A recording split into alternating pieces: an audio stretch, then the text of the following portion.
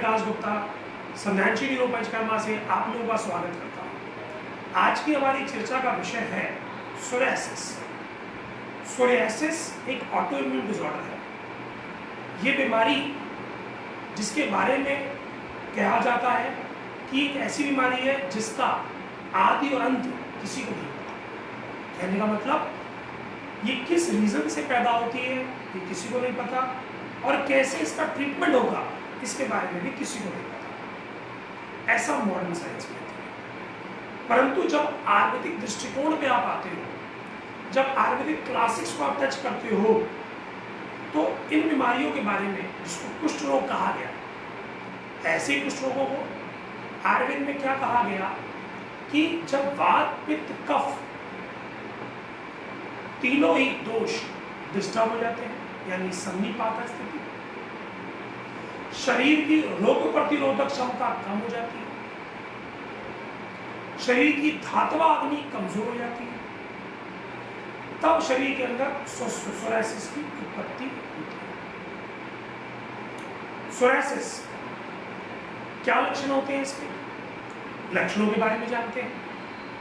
ऐसे पेशेंट्स जिनके ऊपर दांत हो जाए, उस दांत के अंदर कभी खुजली और कभी जलन, ये दो प्रकार होते हैं। जिसमें स्किन निकलती है सिल्वर कलर की, स्केली स्किन से निकलती है, सोरियासिस का एक प्रकार। रेडनेस हो जाती है, उभरा हुआ चकत्ता जैसा रहता है, चौड़े चौड़े मोटे जैसे हो जाते हैं, जिसके अंदर बर्निंग सेंसेशन, रेडनेस होती है, ये भी सोरियासिस का एक प्रकार है। आयुर्वेद दृष्टिकोण से देखा जाए तो सोरियासिस के दो समय होते हैं जब ये फैलता है। गर्मी के मौसम में जो होता सोरियासिस, उसके अंदर जलन होना, उसके अलावा लाल हो जाना, सर्दी के मौसम में खुजली होना और स्किन का पील करके, यानी जैसे पतली परत जैसी निकल जाती, ऐसी परतें निकलना। ये होते हैं हमारे सोरियासिस के आयुर्वेदिक दृष्टिकोण से दो प्रकार।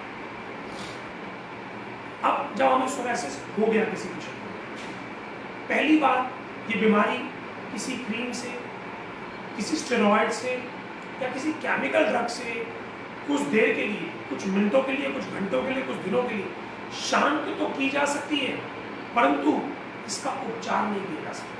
यानी मॉडर्न साइंस में सोरियासिस एक मैनेजेबल बीमारी है, ट्रीटेबल बीमारी नहीं है।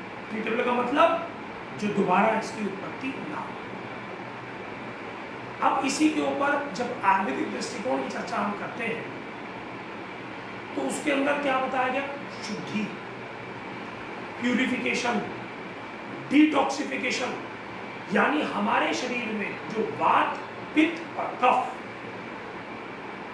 इन तीनों दोषों के अंदर जो डिस्टर्बेंस है, जो शमन औषधि से, शमन औषधि मीन्स मेडिसिन खाई, कुछ देर के लिए शांत हुआ, फिर उभरा, कुछ देर के लिए शांत हुआ, फिर उभरा।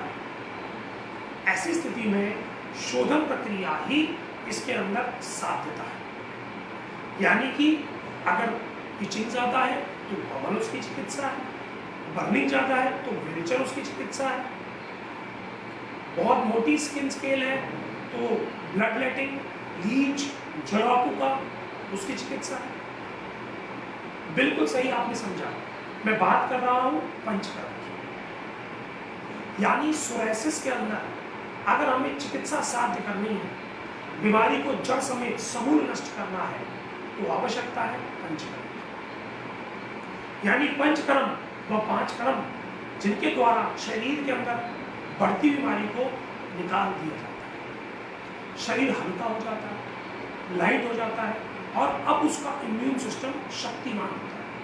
उसी प्रकार समझिए, या तो आपके शरीर में कचरा भरा रहे या सामर्थ्यवान चीज बनी। शोधन प्रक्रिया में कचरा निकाल देते हैं, और जो जगह खाली होती है कचरा निकलने के बाद उसके अंदर सामर्थ्यता, ताकतवर धातुओं को ऐड किया जाता है। धातु 7 प्रकार की, जैसा आप सब जानते हैं, रस, रक्त, मांस, मेद, अस्थि, मज्जा, शुक्र, ये जो 7 धातुएं हैं, इसी प्रकार इनकी 7 धातुआग्नि की, वैसे तो 13 अग्नि होती है, लेकिन इन धातुआग्नि को ठीक करने के लिए जरूरी है इस सबसे पहले इनसे जो लोड है, जो भारीपन है, जो टॉक्सिन इकट्ठा है, उनको हम निकालें, जिन्हें आयुर्वेद में स्रोतो अवरोध भी कहते हैं। यानी जब स्रोतस में अवरोध हो जाता है, रुकावट हो जाती है, तब ये जो धातु है इनके पास पनपने के लिए पर्याप्त उत्तम या फिर गंदा बनेगा। निर्भय किस पे करता है? आपकी आंतों पर, आपके पेट पर, आपके लिवर पर, जिसे हम कहते हैं जाठरा। अगर जाठरा अग्नि पूरे अच्छे तरीके से कार्य कर रही है, जैसा कि अभी हम चर्चा कर रहे थे जाठरा अग्नि, ये जो जाठरा अग्नि है जो लिवर में स्थापित है, अगर ये यथास्थान काम करती रहेगी तो हमारी 7 धातुअग्नि, मलाग्नि सबको क्षमता देती है। यानी जाठरा अग्नि का यथास्थान काम करना बहुत जरूरी है। उसके लिए क्या करना है? उसके लिए सबसे पहले तो ऐसा भोजन जो जाठरा अग्नि को बुझा देता है उसका त्याग पत्र करना है। जैसे फास्ट फूड, खाली पेट चाय, ब्रेड, हैंड, मट्ठी, बिस्किट, ऐसा भोजन जो प्राकृतिक नहीं है, ऐसा भोजन जो प्रॉपरली पका नहीं है, ऐसा भोजन जो मौसम के अनुसार नहीं है, या वो भोजन जो पचने में लंबा समय लेता है, जैसे उड़द की दाल, बैंगन, फूल गोभी, अचार, चना, राजमा, छोले, दही।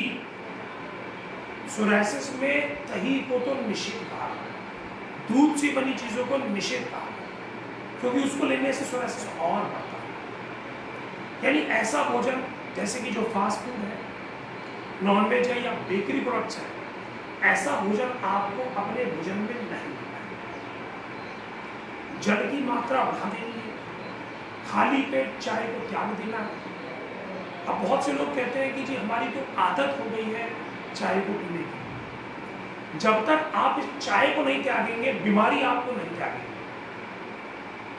आपकी इच्छा, अगर आपको बीमारी पाले रखनी है और उसको ताकतवर करना है तो चाय पीते रहिए।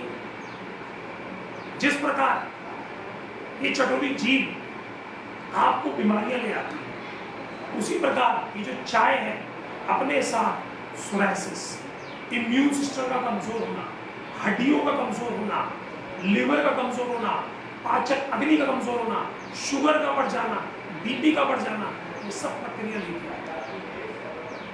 तो आप क्या पिए? सिर्फ सुबह गुनगुना पानी। गुनगुना पीने के बाद जब आप अपने दिनचर्या से निपट जाएं, रोजमर्रा की, जब भोजन करने बैठे तो सबसे पहले फलों का प्रयोग, क्योंकि इम्यून सिस्टम को स्ट्रॉन्ग करने के लिए rich quantity of vitamins, rich quantity of minerals की रिक्वायरमेंट। क्या हम ड्राई फ्रूट लें? नहीं, फ्रूट्स, मौसमी फ्रूट्स, मौसम के हिसाब से, मैं मौसमी की बात नहीं कर रहा हूँ, मौसम के हिसाब से जो फ्रूट्स हैं पहले आपको वो ग्रहण करना, उसके पचन उपरांत आप भोजन को ग्रहण करें। भोजन से जस्ट आधा घंटा पहले सलाद को ग्रहण करें, क्योंकि जो कुछ आपने खाया है और वो अगर आंतों में पड़ा सड़ता रहा तो भी बीमारी बढ़ेगी। और सलाद क्या काम करती है? मल को पेट में जमा होने नहीं देती, सारे मल की गंदगी को धक्का मार के निकाल देती है। तो आज से ही आप अपनी नित्य क्रिया में इन बातों को जोड़ें। अगर आपने कार्य शुरू कर दिया तो आपकी बीमारी आधी तो उसी दिन से खत्म होगी, बाकी बची आधी जब आप पंचकर्म लेंगे, आपका इम्यून सिस्टम उठेगा, आपकी धातुवाग्नि अच्छे से काम करेगी, आपके अंदर की शरीर के जो सार भाग है वो अच्छे बनेंगे और सोरायसिस जैसी बीमारी से आपको मुक्ति की प्राप्ति होगी। वमन कराने से, जैसा मैंने कहा कि हमारे शरीर से जो खुजली वाले तत्व, बढ़ा हुआ कफ है, वो निकल जाएगा, परंतु इसको करने के लिए आपको आयुर्वेदिक फिजिशियन की सलाह लेनी पड़ेगी और उन्हीं के माध्यमों अनुसार आपको चिकित्सा लेनी चाहिए।